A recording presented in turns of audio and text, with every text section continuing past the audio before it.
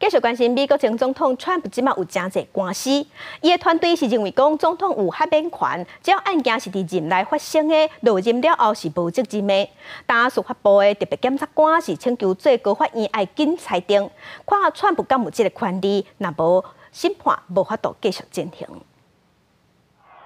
检方案辩方争论的焦点是对着2021年10月初6的国会山庄事件。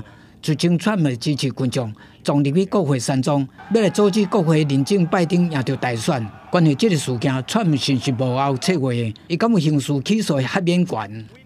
An indictment was unsealed, charging Donald J. Trump with conspiring to defraud the United States, conspiring to disenfranchise voters, and conspiring and attempting to obstruct an official proceeding.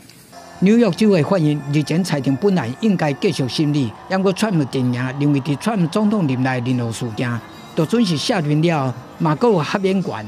The case going on right now in New York State Supreme Court is a ridiculous, never brought before case, using a statute against me that has never been used. 对此，川普定赢除了反驳检方的讲法，嘛坚持这个案件要依法送到上诉法院，有结果了再当阁送去联邦最高法院。 因我特别检察官认为，安尼会拖着审理的时间，无法度伫大选进程有最后的结果。公视新闻徐嘉玲编译。